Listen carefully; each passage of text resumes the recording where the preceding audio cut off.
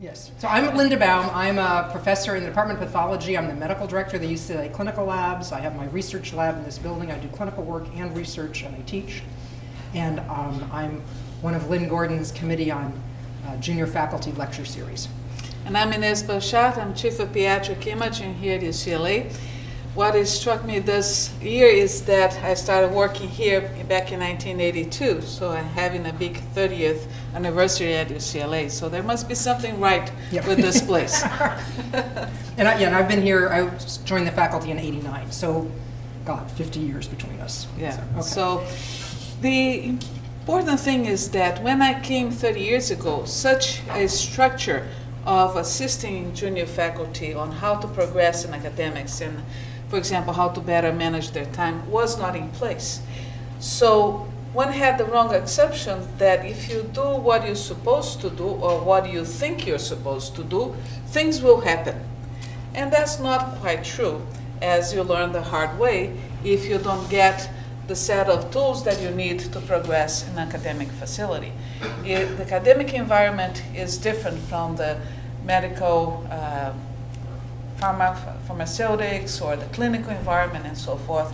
So you really have to focus on what are you here for and how I can best achieve my goals. First of all, you have to have the goals, right? And so very important what we're going to be doing on this conference is to review some of the things that you have to have in mind and also things that can take you off the pathway that you're intending to follow. So just out of curiosity, everybody here is an assistant professor? Anybody not an assistant professor? Are you an associate professor? No, I'm just an SRA, but I contacted the person in charge and expressed my interest. Good. Okay. Anybody else who's not an assistant professor? I'm a postdoc now, so I've got a position in China. It's an assistant professor. So Congratulations. it happens soon. Good. I'm associate professor in Europe and I am sitting here. Okay. Hi, Joyce. Administration. Yeah. No, okay. Anybody? Pardon? Administration also. Okay. All right. Good. And I Yes. just finished my postdoc here, so I'm trying to transition. Okay, so that's good, and it's good. And one doesn't learn these things when one's a fellow or a postdoc because you have one task. And even if you have a very busy clinical fellowship, typically there is some kind of oversight over your day that even if it's a 23-hour and 45-minute day, someone has said this is doable in a fellowship. And the difference when you get into a faculty position is that the amount of work is infinite, and yet the day is still only 24 hours long. And that is just something you have to wrap your head around and be okay with. So whether you're starting here or you're starting someplace else or you're kind of have started here but you want to get more efficient, that's what we're going to talk about. Mm-hmm. And you have the handout that was academic scientists as work, where did my day go? It Everybody served got this? as an introduction to what we were going to discuss today. And I thought it was more of a humorous kind of thing. Right. And if you're in this stage, you're really in trouble. That's what we were saying. If this is your problem, if you've read this article, if this is your problem, we have to have another discussion, okay? We're assuming that all of you feel at this moment that you are working incredibly efficiently, that you aren't wasting a moment of your time, and yet still you have 6 or 8 more hours of work every night, when you go to bed that you didn't get to, because that's just how it's going to feel for a long time. Okay. And when we were preparing the discussion on how we're going to deal with this topic, we decided to ask some questions, first to ourselves and what we were going to say to you, but also to have more of an interactive relationship with you during the class, so that it's not a passive, just as the two of us here talking, but bring up to us what your problems are, the issues that you're dealing with, and so forth. So what came to our minds was 9 questions that you should ask yourself every day and see how you're doing about that. We didn't even practice this. Aren't we doing well? I'm very impressed. So the first question is this: why am I here? So what it's really important is to do this.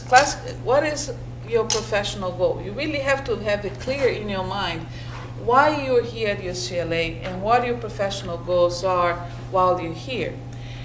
And then you have to decide not only what you're going to do, but also you're going to have to decide what you're not going to do. The demands on your time are just endless. And if you're going to be nice to everybody and say yes, yes, yes, and accept everything that people ask you to do, you will spend all day long in your life doing what people ask you to do, not necessarily what you want to do or what's something that will help you progress in academic career. And while we have been saying yes, yes, yes, and not focusing on your academic career, when the time comes for the promotion and you have to fill up your dossier, you may realize that you didn't use your time in an efficient way, and what is required to progress is not there yet. So you have to determine where you're going and be very specific on what you need to do to get there. And that really demands a degree of self-criticism, so that you go look at your curriculum when you're doing your dossier. And you like to see the good things about it, and that's very laudable, but you have to learn to see what is still missing there and what do I need to do to get there. And not be shy to ask for help, because clearly you do better in a collaborative way. So I would like to ask everybody right now, can you think of something you said no to in the last 6 months?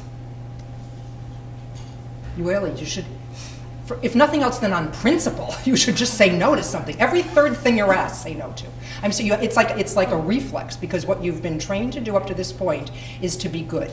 I'm a good resident, I'm a good high school student, I'm a good college student, I'm a good medical or graduate student, I'm a good fellow. I'll say yes to everything that they ask me, and I will do everything they ask me, and you will end up being what I call junior faculty roadkill. You'll be gasping for air on the side of the road. So what Ines's point was in the previous slide, what are you not going to do? You have to get very clear kind of programmatically in your head what I'm not going to do, and then you have to practice saying no to people. So if you haven't said no to some things in the last 6 months, that's the very first thing on your agenda, is to get, oh, it's making you uncomfortable, isn't it? Look, you're getting all anxious, okay. Yes, Lynn. Lynn. Can you literally share with us something that you've said no to? Oh, yes. I turn down requests to review, I do a lot of research, so I write a lot of papers and write a lot of grants, and I am asked to review papers, manuscripts, and grant applications. I just say no to a certain number of them, because even if I had the time, if I look at my calendar, I say I have 2 hours on Thursday, I could do that. I want to use that 2 hours on Thursday to think about something. You have to schedule in brain space, and if you fill every moment with other things, you have no brain space. So that, what have you said no to? Yes, I have had the experience of turning in the computer in the morning, see the list of emails, and then come 2 or 3 requests to review papers for a journal. And that is a prestigious thing to do, but then you know that you have your own paper that you need to write, and if you're going to be reviewing those 3 papers they ask you, you're not simply going to have the time. And what was very interesting was that I met the editor of one of these journals, and she said, people think that there's a lot of people out there clamoring to be reviewers for the papers, and actually there aren't. People are more and more saying no to the review of papers. And the few people that do say yes, we tend to ask them more and more, because you have been saying yes to what we ask. And I told her, well, just be prepared. I'm not saying yes to everything, unless it's a subject that I particularly would like to review, because I think will be of interest for me professionally. I'm not going to go there. So A couple of things, chief resident, would you give noon conference on this? I was like, no, I've given my share of noon conferences this year, find another faculty. But the residents really like you, Dr. Baum. Good, go find another person. Committees, okay, because you could be sucked dry on endless committees, not yours. But again, going back to the things in Ines's first slide, decide specifically what's important for you to do to get to your goal, and pretty much stick to that. Don't be rigid, but 2 committees for a junior faculty is plenty, depending on what they are. This much teaching is what I'm going to do. That's what I'm going to do. I'm not going to make everybody happy by agreeing to do extra teaching, extra clinical work, extra whatever. Okay. Then the other thing that we're going to also say further down the line is the balance that you have between family and work requests. Last year, my son graduated from college the same day that I should be making a major announcement at an international meeting. and I didn't show up at the international meeting, and I went to the graduation, there was no doubt in my mind that was what I should do. And people say, oh, we missed you. I said, yeah, I know I should have been there, but the other thing was more important. So the demands also of work on our family lives are very large. And people don't like to talk about this because they think, oh, that's an area where I should go there. But I think that both for men and women, demands of work and demands of family are every time more real and conflicting. All right, so we'll do the second question. So, again, we really can't stress enough how helpful it can be to be concrete. If you're busy, and you just get up every day and you go to work, and you're just dealing with the inbox all the time, it gets very difficult to orchestrate where you're going to be, because you're just running as fast as you can to stay in place. So what can be very helpful in deciding what I'm going to do and what I'm not going to do, because that's not going to get me where I want to go, is to say, where do I want to be in a year? Which goes like this. Where do I want to be in 5 years? Because, and we're not going to do, I know that Lynn's office has organized talks like this on the academic personnel process, so I'm going to assume everyone knows what a 4th year review and a 7th year review is and a promotion. But if you don't, we can talk about that later. But the 4th year review at the UC is a mid-cycle review when you're an assistant professor that says you're either doing pretty well, sideways, thumb sideways, with reservations, or thumbs down, you're not doing so well, change your direction, okay? So faculty in the UC, as assistant professors, get a 4th year review, and it's not binding. You can overcome a bad review, but one would like it to be a good review. And then in 10 years after promotion, everyone gets so focused on making associate, you actually have to keep working after you become an associate. And it actually gets harder because then people don't keep their hands off, because poor assistant professor, we don't want to overburden them. So be very concrete in these areas. What do I want to accomplish in my research or my creative work in the next year? Specifically, I want to write this many abstracts, I want to get this many posters or papers accepted at a meeting, I want to write this many manuscripts, this many grants are going out. Really concrete, okay? I'm sorry, would you put it back a second, because I forgot what the other one was, okay? At 4 years, 5 years, again, what grants are you going to have going? So your research, also clinically, I am willing to do whatever your time is. If your health science is clinical, it's 60 to 70% clinical time. If you're in line or in residence, it's, depending on your service, 20 to 40% clinical time. What are my clinical goals? What am I trying to get out of my clinical work? Am I using my clinical work to bolster my career? Okay? I had a junior faculty member who was having problems, and she was signing out cases in pathology, and I said, how do you spend your day? She goes, well, I have my stack of cases, because she was on service every day, but she only had about 6 hours of service work a day, so she had some time. She said, I go through all my cases in the morning, and then in the afternoon I go back over them and see if any of them relate to my research. I was like, really? Couldn't you kind of do that simultaneously? Couldn't you kind of integrate those things? So she couldn't kind of put the clinical work in enough of a box to try and think about her research at the same time. So when you're answering these questions, where do I want to be in my research, where do I want to be in my clinical work, and where do I want to be in my teaching? Unless I'm here primarily with a teaching focus, which there are very few people in the medical school who do that, then I should be doing enough teaching, but not too much. Okay. So think about, you should be making lists and constantly revising your lists. So remember also that for successful promotion, you have to have work produced in all these areas. But don't let one take over. The research in an academic institution is vital. So even if you're on the clinical series, you have to show proof of some creative research. And so I think some creative work. So be always on the look to see what is it that I'm doing that fulfill that requirement that I have for promotion. Yes? The research, like I'm in a clinical track, Uh-huh. and I'm not into like those kinds of research because like I have like 2 places that I have to do clinical work at. So for me, the research would like writing articles or review papers, would that qualify as Yes, scholarly absolutely. activity? Because Yes. I don't have like the mindset of a researcher nor like the time, like running between 2 facilities, Mhm. like write up grants and do all those kinds of research. Yeah. No, absolutely. The clinical series, there has been a whole committee in Academic Senate that is dedicated for the evaluation of promotion of clinical series because the emphasis is a different one.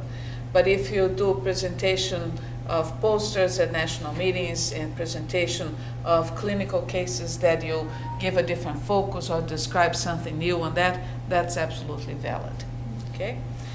And then what you have those priorities, focus on them, see how they can fit each other, and then identify the ants and the elephants. So you have the little things that can be going all day long, consume all the time, while we have this big thing, the big project. That's what is really important that you have to deal with.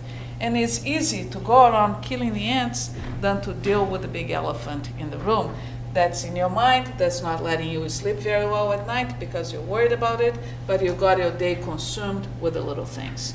So the important thing is that what is it that is time consuming but is not that important that I can say no to so that I can focus on the really important thing. And the major advice is the issue of do not procrastinate. I have a friend that has passed away 3 months ago, and in her memorial, the letter that she had a friend read for everybody that was in the audience was the message that in summary was, do not procrastinate.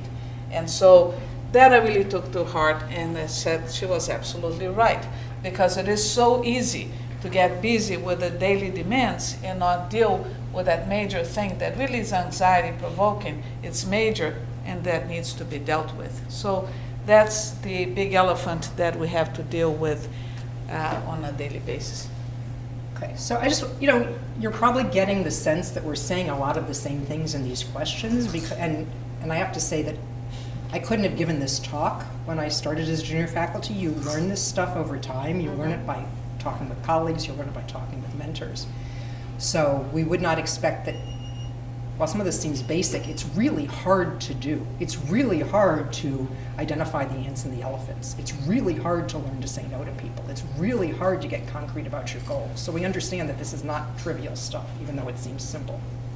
So again, the fourth question, this is where, again, you need to talk to a mentor in your department. Does everyone here who's a junior faculty person have a mentor assigned in their department? Raise your hand if you have a mentor. I'm not sure. You're not sure, okay. If you have a mentor, okay. So typically, one of the rules of mentoring is your mentor shouldn't be in your clinical line of service because that's a conflict of interest, because your mentor should be about you succeeding. And if their primary goal is to make sure that the service is covered or something else like that is covered, that can be a problem. So as I talk about this, think about your mentor and think if these are questions you can ask your mentor, and if they aren't, think about other people you could talk to answer these questions.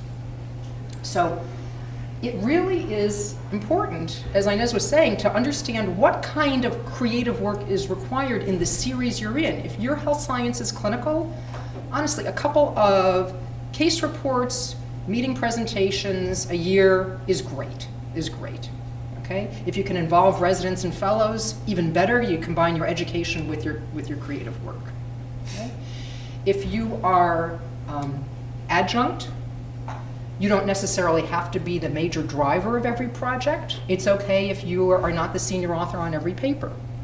If you are inline or in residence, you should probably be the senior author on 1 or 2 papers a year coming out of your work. Okay?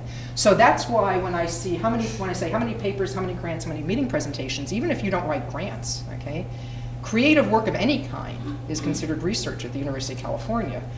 You should be really specific about this because, for instance, if you have this great project in your head, but it's going to take you 5 years to complete and you don't have any other smaller projects that are going to turn out papers, it's going to be a really rough 4th year review, okay? I don't care if you're going to cure cancer in 5 years, you're not going to have a good 4th year review, all right? So you should be start getting very specific about how many papers, presentations, meeting abstracts, whatever you do, okay, you're going to put together.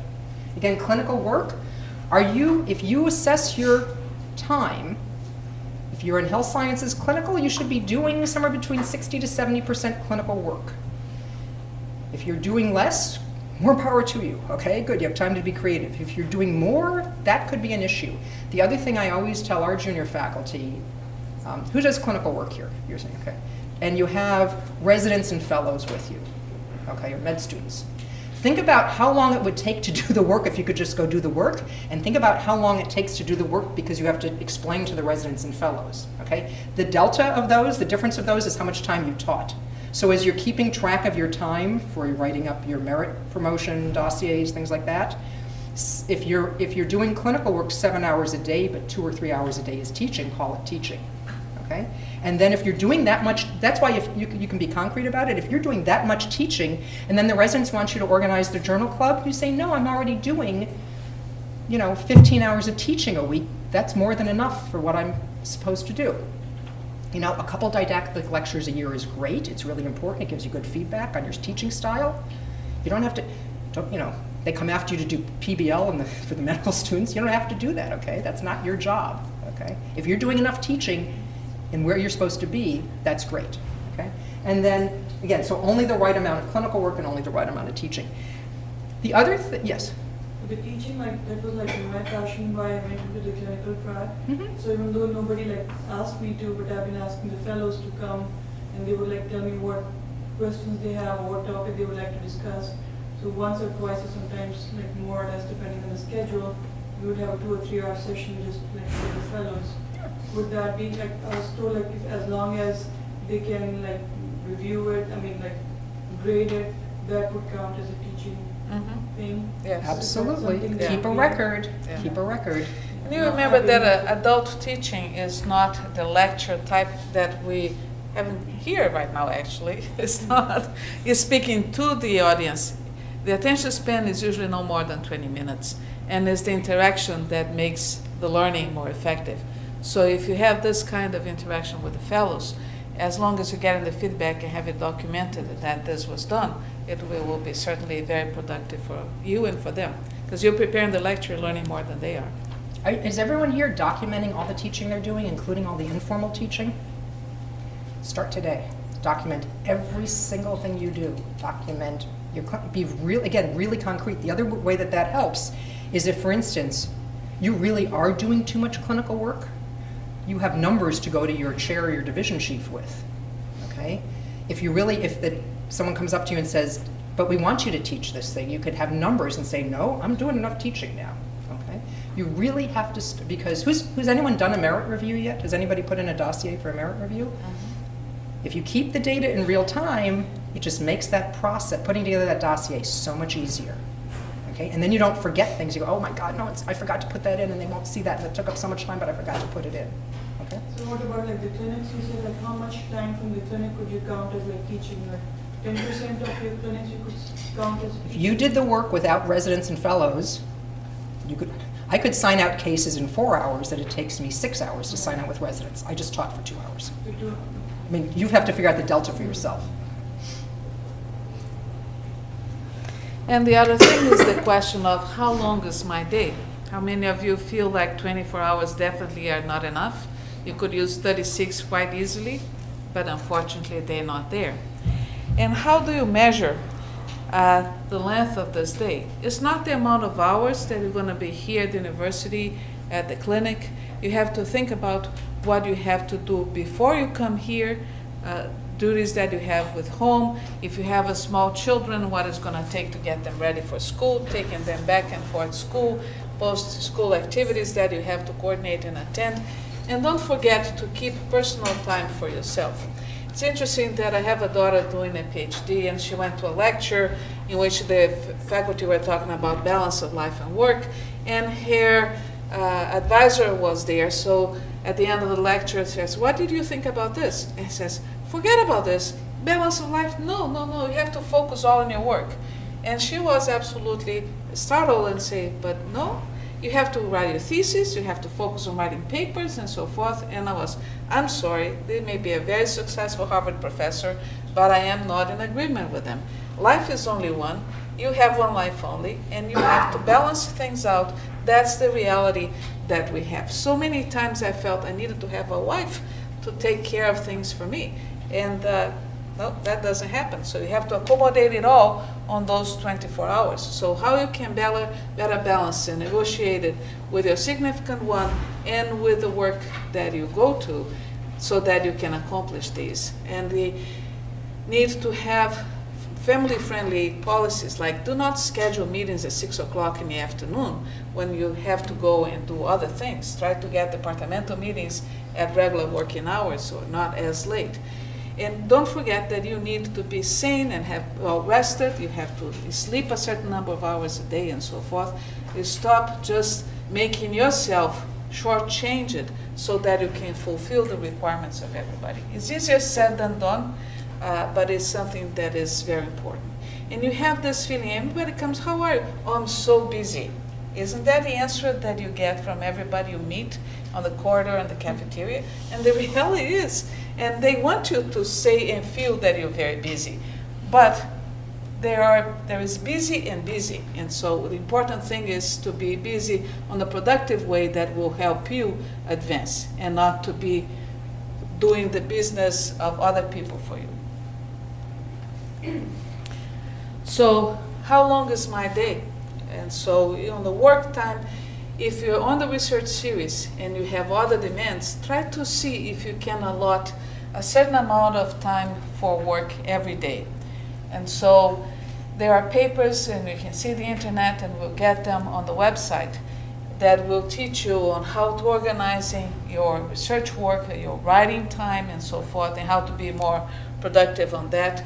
And so you can more or less have an idea, well, if I have to teach 2 hours to medical students today for a lecture, it will be less of the clinical time that will be on there, and that will be maybe that time I won't be able to do very productive research because I'm going to come out of the lecture so tired that I won't have time to do other things. So try to plan your week in terms of how much of that week I can use a day for research, a day for the clinical work, and something that I can do teaching on. And then at home, what you need to do and what you do not need to do. And so having an immaculate house when you have kids running around and so forth, it's kind of hard. If you have grown-up kids and they are out of the house, you suddenly find yourself with more time in your hands and so forth. But when you are early in your career, it coincides that the most demands on your life will come both from the academic work and from the family. So it's very hard to do this. And what are the priorities for yourself and for your family? And I just want to say, this is again one of those things that sounds simple, but it's very, very challenging, is to do what they call in 12-step programs a moral inventory, because we all have a cultural background of things I should be doing because of my role in my, whether it's a gender role or a societal role, I should do this, okay? And I would just really suggest that you let go of everything, and then you selectively take back what's important to you. So if you really like to fill in the blank, cook, do the gardening, do this, whatever you do. If you really, my husband likes to garden. He finds it relaxing. You know, he's a faculty member here. He's very busy, but it's like how he thinks. Okay. But as far as I'm concerned, we'd hire somebody. He actually hires somebody to do that heavy stuff. You know, same thing with food. Okay, there are more women in the room. There is this traditional sense that somehow women are more responsible than men for making sure dinner is on the table. If that's what you want to do, fine. If you don't. Have a conversation with your significant other, have a conversation with your partner, and come up with something that works. But I would really strongly urge that you let go, that you just put every cultural assumption on the table, pick up the ones that work for you, and just let the others go. Really easier said than done. Much easier said than done. Especially when, the in-laws visit or something. But again, I can't tell you how many, when I talk to our junior faculty, how many of them start telling me all these things they, quote, have to do. And as my mother used to say, honey, the only thing you have to do is die and pay taxes, which is really true. The only thing you have to do is, do what you have to do to succeed in work, and everything else is your decision. And again, it's like Ines said, I'd rather go to my kid's soccer game and pick up pizza on the way home. It's all okay. It's whatever you choose to do. And also the advice are using busy to procrastinate. Are you using the time that you spent hours and hours sitting in front of the workstation, in my case, reading radiographs, and saying, I spent all day reading plain films and doing the CTs and MRs. I don't have the energy to go now and deal with a research project. So yes, I was busy all day long, but that was not a very effective use of my day if that's all that I do. So being self-critical and being able to see what they're doing, see through what your own excuses are, is a tough thing to learn how to do. You have to think and see what your priorities are. Yeah, and again, so it's the same thing. But also step back here. This is where you have to kind of do that inventory. The only person you're doing this for is you. The only person you're doing this for is you. If you like this job, great. So I want to say both of us have 3 kids, and we both made professor. So it's very doable, okay? But you're not doing it to make anybody else happy, and you're not doing it to impress anybody else. And if your mentor / division chief / chair / whatever, PI, says, but I did it this way, interesting. Good information to know, add that to your menu, doesn't mean it's the way you're gonna do it. So if you like this kind of job, which is a big if, okay? If you like this kind of crazy-making, multitasking job, then what you have to focus on is getting promoted to keep your job and being successful in your job. And anyone else's expectations are totally peripheral to that. Okay? Because very, very well-meaning people will tell you, oh, you have to do this or you have to do that because that's how I did it and I succeeded. Okay, that's like true, unrelated. You know, that's a correlation, not a cause and effect.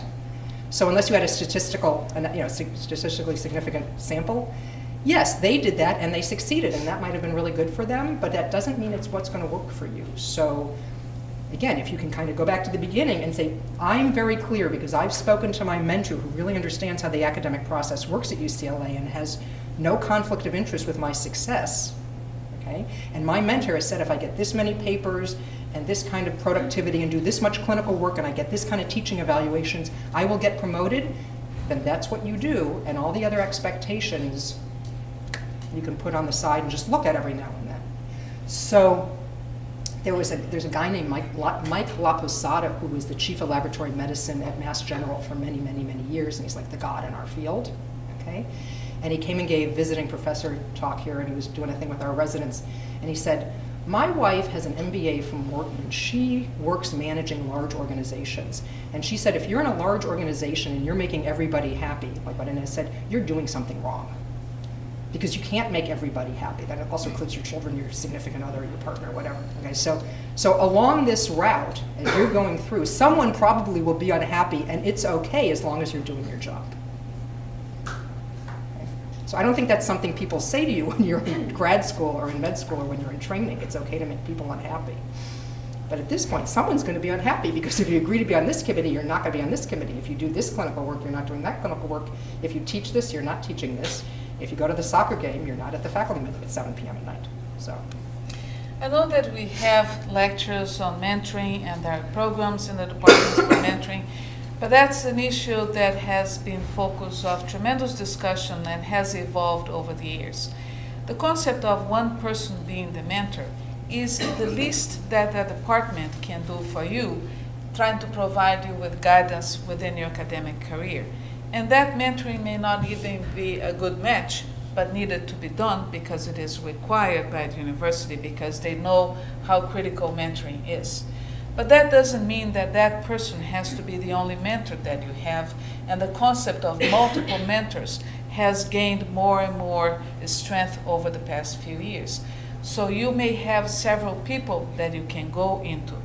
The university has developed a concept of having a mentor in your area, but also a mentor outside of your area. And that's something that's done on the chancellor's office.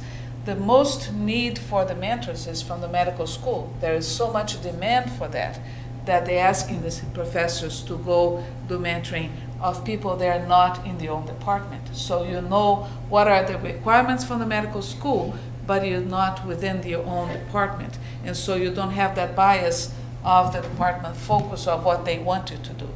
This is to try to see if that mentor can help you see what is best for you and if you're on the right track for promotion within the University of California. But the big question when it comes in getting the resources, most of us are mainly depending on the resources of the primary mentor.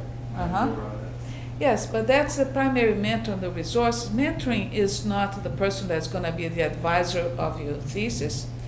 Mentor is a person that will help you create a network of people that will help you professionally, and is mostly also someone that will make you feel that you are capable of doing things on your own. So that prepares to be an independent investigator, an independent person. So that's why you're depending on the resources of that mentor, of that advisor for a while, but you also need other things besides those resources. And if there is a conflict between what you want to do and what the advisor mentor is asking for you to do, you better try to find a solution for that conflict outside so that you can negotiate something that will be satisfactory without jeopardizing your chances of progression. Okay, so that's interesting. So we asked who has mentors. Does everybody have a mentor who is not their PI, division chief, head of research program? Who has a mentor who has no conflict of interest with them? Whoa. Yeah. Whoa. Okay. So you should either officially go to your vice. Does everyone know who their vice chair of academic affairs is in their department? Okay, so you could do that. Write that down. Know who your vice chair of academic affairs is in your department. Okay. And you know, if it doesn't, and as Ines says, you don't have to have one mentor. It's not like a zero-sum thing. You have to give up this person or that person, but you should have somebody you can talk to who has no conflict of interest. So in our department, for instance, like the lab medicine side often advises the anatomic pathology side, or someone who's in cardiac would have a mentor in GI. You know, we just make sure that there's no, they would never be on the same sign-out schedule. They're not dependent on each other for resources. Okay, there's no conflict of interest. And again, you understand, conflict of interest has nothing to do with personalities. It just describes a situation. It's a description of a situation. Okay, if you don't have a mentor with whom you have no conflict of interest, we would strongly suggest you get another mentor, an additional mentor or mentors. Okay, and that's what this program Ines is talking about does. Is it can get you people outside the medical school office. Does your office, Lynn, have, outside your department, does your office have any list of people who are willing to talk to people outside the department? We work strongly with the group in the chancellor's Okay. office to create fits when there are issues and when there is need.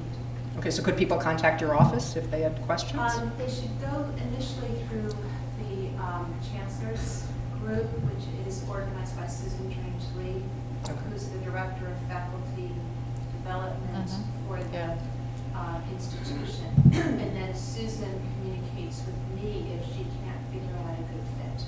Okay. So the list is kept up in North Campus. Okay. So we, and if anyone has questions afterwards, we can help you, because I know you have something to go to, but we can help you with the names. Okay. So that's where you need to talk to a lot of people. No, you need to talk to enough people to get as objective as possible a view of what actually is required for success, so that you can make these hard decisions. There's a question here. Develop a professional persona. What does it mean?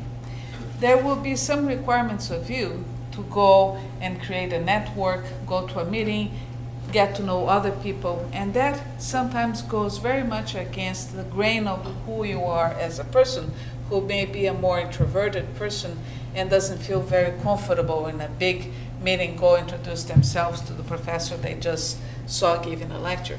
It's very important to overcome that tendency, and instead of go to the meeting and just be with the people that you know, to break that internal barrier and go and talk to other people, even though it is not your personal style as an introverted person to do that. So there is a way to learn how to do these things and to establish these contacts, because those will help you out in your professional life. And then you will be known as Professor so-and-so from UCLA, and that does research in this area and so forth. And that's how you progress and get that national and international recognition that will be needed for you to get promoted to associate and full professor. These are other things we need to do. Now that's a tough, how to say no, very hard to do. And so what you have to first see is, what is my goal? Where do I want to get there? What I need to do to get there? And so how will I have to say no to the things that interfere with that? And there are kind ways of saying so. You don't have to be confrontational. But you really have to learn how to create boundaries without burning bridges with people. And so you may accept a certain limit of assignments, or you may have to negotiate. I will do this, but in exchange I don't have to do that. And that's something that's really very important to develop as a skill. You're not born with it, but there's a way to learn. So practice it, look for advice, read about it. That's something that's very important. And that's what we go back to, it's impossible to make everybody happy. So if they wanted to do more and more clinical work because we're short-staffed, but your focus will be the promotion of a number of papers that you wrote, you cannot non-stop accept clinical assignments without feeling that you're jeopardizing your promotion. And make it clear that I have this many assignments, I'm doing so many hours. If you want me to get this new assignment, can we work something out in exchange? So that's really an important thing to do. And that's something that I think a lot of us are not trained to do in grad school, med school, residency, fellowship. We're not trained to have a conversation and negotiate. We're trained to say yes. And so again, it isn't that you just go no, and that, you know, you say, well, like it says, I'm doing this. I could give this up if I could do this. Okay. Yeah, because the other thing to keep in mind is the institution has invested in you. And you get 7 years to make associate. And if you don't make associate, the institution loses too. They gotta start over. They gotta find somebody new to do what you're doing. Okay? So the institution and your chair and your division chief, even though you might have to remind her or him of this, has an investment in you, and it's to everybody's benefit if the investment pays off and you can make promotion. Okay? That everybody wins then. Okay, what can I give up? Before, you were never bored before, and yet the things keep coming up. Things keep getting added to your day. Would you advance it one, please? Mm-hmm. So what can you give up? So Ines alluded to the ants and the elephants, and then kind of like being busy with the little stuff. Are you allowing work to expand to fill the time allotted? I have 2 hours. I'll work on this thing for 2 hours. Well, maybe 40 minutes would be plenty. Okay. Start getting really stringent with your time. I went to a professional development seminar my first year as a faculty member, and some of the advice they gave us was, when you're talking with somebody, don't sit down. Don't schedule a meeting for lunch. Don't schedule a meeting for coffee, because you're spending the time getting the coffee and drinking the coffee and eating. If the meeting can be done in 20 minutes, schedule it for 20 minutes. Don't say, oh, it's always a half an hour or an hour. Okay? If you can take care of it in 5 minutes, take care of it in 5 minutes. All right? So it's remarkable how much time you can kind of save by cordially, and making sure that there is enough time for conversation, but cordially thinking about what do we actually need to do this, and then just doing that. Okay? But again, you're overcoming social conventions that, well, we should meet for coffee and have a discussion. We should allow an hour because, I don't know, because that's what people allow. Really start getting very stringent with your time. And if you would do one more, please. So what can you give up? Okay, this is it's hard. So we talked about professional areas in your research and your clinical work and your teaching. Okay, keep it in balance with your job description. If you're whose health science is clinical? Who's adjunct? Who is in line? Who is in residence? Okay, you're supposed to, okay, so you've got to be working towards independence. Okay. Who is an assistant professor that didn't raise their hand? I missed the health sciences. Oh, health sciences clinical. What are health sciences clinical? Okay. So again, if you spend too much time on your research, ClinCap, which is the body that Ines alluded to, isn't going to be happy when they review your dossier. They don't want to see that you're spending 70% time on your research. Then they're going to come back to your chair and say they're in the wrong series. What are you doing? Okay? Be really clear on what your series requirements are and do the appropriate amount of work for that, and then say no to other things. Okay? We talked about work-life balance. So there's good things and bad things about multitasking. So we can multitask a lot of things. That junior faculty member I had who was looking at her breast slides could have actually been looking for the slides for her research while she was doing her diagnoses. Okay? So you can multitask some things. But the other thing is sometimes it's really important to stop multitasking and just be focused and just get a task done. And the thing about the multitasking is it goes back to what Ines said about it's really easy to stay busy with what I said, and there was the low-hanging fruit. Oh, look how many, in my case, easy, quick bone marrow slides I just signed out. Look how busy I was. Okay, but I didn't do anything about that project I have to do or that lecture I have to give. Okay. The other thing that's really hard, it's really hard, is we're all used to giving 110%, where I give 110% in everything I do. Okay, you're going to die if you do that. Sometimes 50% is plenty. Okay? Sometimes 60% is enough. Sometimes 95% is necessary, but it really is enough because, again, it's asymptotic. The amount of effort you have to put in to get from 95 to 100 can be as much effort as you get from 0 to 95. Does that make sense? Am I being a little too geeky? Okay.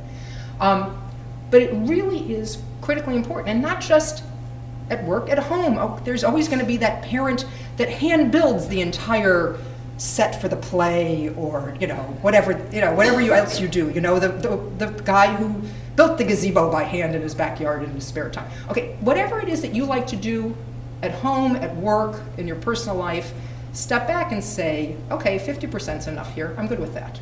Okay, if you had a kid and you used to work out every day, which is great for your psyche, you get some little endorphins going, but now you're doing it 3 times a week, that's okay. Okay. So really step back from a lot of the things that you're doing and saying, when is 50, 60, 70% enough? And that gets to that danger of perfectionism. I was asked several years ago to do a talk for the med students at noon, the Women in Medicine group, and on academic medicine, and I stood up and I wrote on the board, you can't do it all, you can't have it all, and you'll never be perfect. And it was before I said a word, and 2 of them burst into tears and ran out of the room. And my husband goes, oh good, you won't have to do that talk anymore. But again, that you got here because you've always given 110%, and now it's time to say, but that's not appropriate in all the different things I have to do. Okay, I think that's it. Okay. And then the question that is, after a whole hour talking about how to get things done, the question is what you have to yourself, what is the set of skills that I need to get? What is it that I need to learn in order to achieve my goals? And these are things that you do not necessarily learn in medical school or in residency. It's something new in terms of professional advancement and development.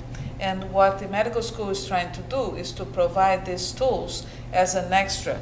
It requires a demand on your time because you have to drop whatever you're doing to come attend these lectures. And also there are professional seminars that are provided by national organizations such as the American Association of Medical Colleges and other organizations that will teach you these things. How do I say no? How do I have difficult conversations that you really cannot avoid when you need to have them and not keep postponing them? And how to overcome the problems that need to be dealt with? How to negotiate? There are books and books on negotiation, and when you see really what is needed, it's a very useful activity. How to update my life in real time, how to recognize when I'm procrastinating, how to fail. You're going to fail, doesn't matter what you do, at some point you're going to get a negative result.